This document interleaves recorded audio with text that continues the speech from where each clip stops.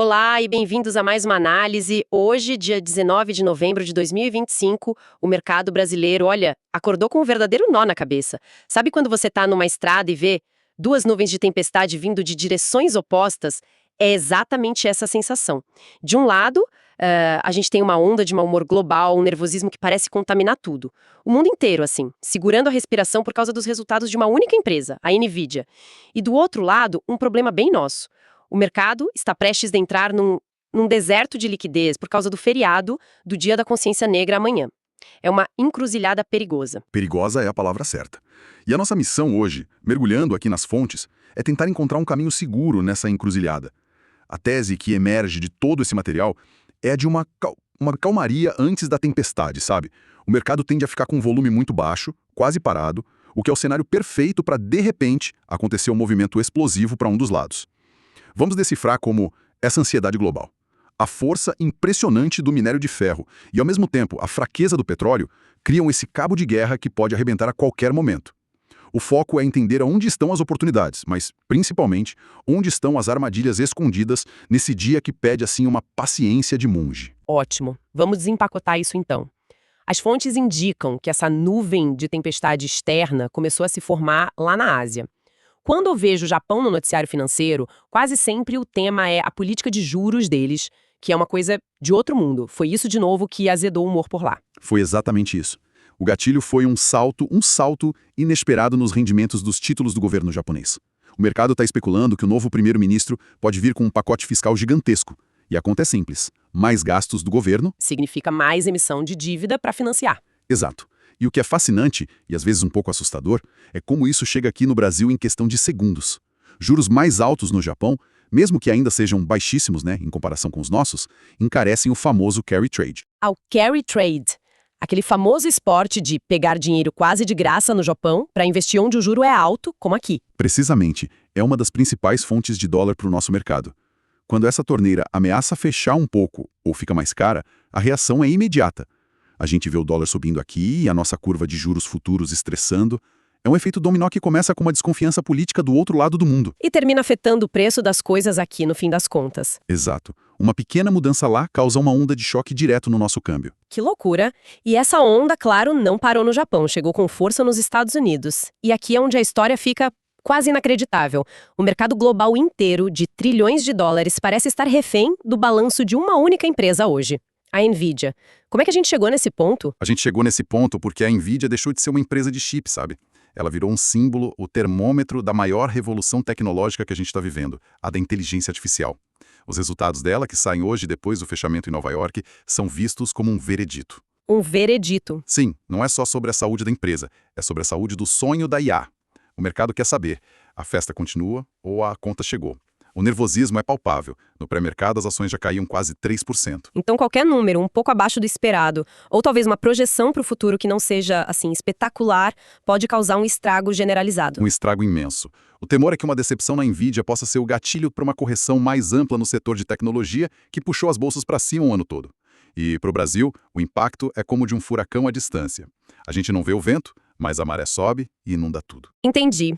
Aversão ao risco global significa que os grandes investidores tiram dinheiro de mercados considerados mais arriscados, como o nosso, para buscar segurança no dólar ou nos títulos americanos. É um movimento quase automático. Entendi. Então, se lá fora o mar está agitado e imprevisível, aqui dentro a coisa não parece mais simples. Pelo que eu entendi das fontes, temos uma briga de gigantes acontecendo, uma espécie de cabo de guerra entre as duas empresas mais pesadas do nosso índice. De um lado a Vale, do outro a Petrobras. É isso mesmo? Exatamente esse o cenário. Uma divergência clássica e, assim, muito poderosa entre o setor de metais, ligado à China, e o setor de energia, ligado ao mercado global de petróleo.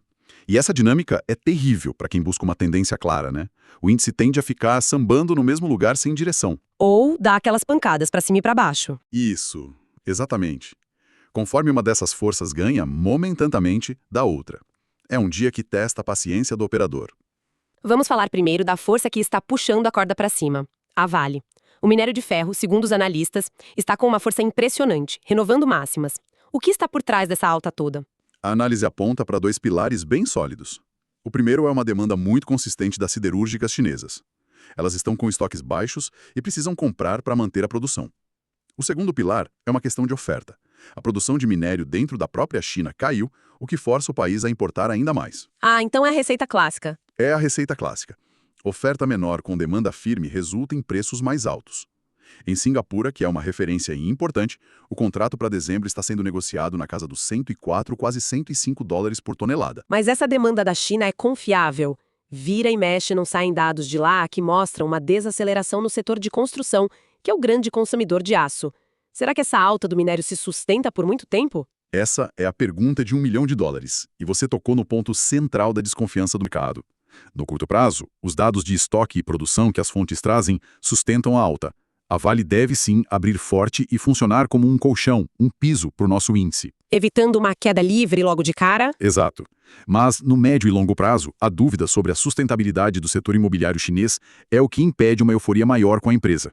Por hoje, porém, ela é a nossa principal força positiva. Certo. E do outro lado da corda, puxando com toda a força para baixo, temos a Petrobras e o petróleo. A commodity parece não encontrar um fundo, certo? Exato, o petróleo está agindo como uma âncora no nosso mercado. O Brent, que é a referência para a Petrobras, está ali na casa dos 64 dólares. E o WTI, o petróleo americano, está perigosamente testando o suporte psicológico dos 60 dólares. Se perder esse nível, pode acelerar a queda. E o problema, segundo os analistas do JP Morgan citados nos documentos, é que essa fraqueza não é pontual, ela parece ser... Estrutural em que sentido? Excesso de oferta? Exatamente. A projeção deles para 2025 é de um superávit de oferta, ou seja, o mundo vai produzir mais petróleo do que vai consumir e isso cria uma pressão vendedora constante. Para nossa bolsa, o resultado prático é que a Petrobras, nosso segundo papel mais pesado, deve abrir pressionada. E a grande batalha do dia será essa. A força do minério da Vale será suficiente para anular o peso negativo do petróleo na Petrobras? A resposta a essa pergunta vai ditar o rumo do índice. Além desse cabo de guerra, temos fatores puramente domésticos que jogam mais lenha na fogueira. O principal deles, que já mencionamos, é o feriado de amanhã. Isso me lembra uma rua comercial movimentada na véspera de um feriado prolongado. Depois do almoço, as lojas começam a fechar e tudo fica deserto. Essa é a dinâmica no mercado. A analogia é perfeita. As fontes chamam isso de drenagem de liquidez. Em pregões que antecedem feriados no meio da semana, o volume de negócios despenca na parte da tarde. Ninguém quer dormir posicionado de um dia para o outro, com o mercado aqui fechado e um evento do tamanho dos resultados da Nvidia acontecendo lá fora. O risco é muito grande. E qual o perigo disso? O perigo é que com o mercado fino, com poucas ordens de compra e venda, qualquer boleta um pouco maior pode causar um movimento de preço totalmente desproporcional. É o tipo de dia que você vê o índice dar uns saltos de 200 pontos do nada e quando vai ver foi uma ordem só que executou. É um campo minado para quem não está atento. E como se não gastasse, ainda tivemos dados de inflação hoje cedo para adicionar um tempero a mais nesse caldo, certo? O IGPM. Sim, e não foi um tempero bom. A segunda prévia do IGPM de novembro veio com alta de 0,32%, revertendo a queda do mês anterior. O grande vilão foi o IPA, o Índice de Preços ao Produtor. É um sinal amarelo piscando, indicando que a inflação no atacado na porta da fábrica está voltando a acelerar. E a suspeita é o dólar, né? A suspeita é que seja um reflexo do dólar mais alto, que encarece insumos importados. E isso complica a vida do Banco Central, imagino. Complica e muito. O BC já está numa sinuca de bico, com as projeções de PIB para 2025 caindo e a inflação ainda rodando acima da meta. Uma reaceleração do IGPM, que costuma antecipar a inflação ao consumidor, basicamente amarra as mãos do Comitê de Política Monetária. Adeus sonho de cortes de juros mais agressivos. Exato. Aquele sonho fica mais distante. E juros altos por mais tempo são veneno para as ações de setores como varejo, construção civil e shoppings, que dependem de crédito e consumo. Uau, é muita variável. Então, vamos traduzir tudo isso para a prática. Para quem está na frente da tela hoje, operando o contrato futuro do índice, o WINS 25, o que essa combinação de fatores significa? Onde estão os pontos de batalha no gráfico? O gráfico reflete perfeitamente essa confusão toda. O preço do contrato está exprimido entre as médias móveis nos tempos gráficos mais curtos, que é o retrato clássico da indecisão. Ninguém está ganhando a briga. Ninguém. Mas um movimento importante aconteceu recentemente. O mercado vinha se segurando naquela zona importante dos 159.500 pontos, mas perdeu essa briga. Isso ativou um viés de baixa no curto prazo. Então, para hoje, qual é o próximo campo de batalha? O ponto que todo mundo vai estar de olho. O próximo campo de batalha, a linha de defesa crucial, está na faixa entre 157.780 e 158.000 pontos. É uma região que o preço precisa segurar de qualquer maneira. Se perder essa área, a leitura é que a porteira se abre para uma queda mais forte, buscando o próximo alvo lá perto de 157.120. Ok. E para cima? Do outro lado, para cima, a muralha a ser vencida é a região dos 158.440 até 158.750. Só se o preço conseguir romper essa zona com volume, com força, é que o viés de baixa de hoje seria anulado. Com base nesses pontos, qual dos cenários parece mais provável, segundo a análise das fontes? O da correção continuando ou o do resgate pela Vale? Olha, o cenário principal, que parece ter mais peso, é o de continuidade da correção. Uma abertura já abaixo dos 158 mil pontos, contaminada pelo mau humor externo, provavelmente levaria o mercado a testar esses suportes mais baixos. O cenário alternativo seria o que as fontes apelidaram de resgate da Vale.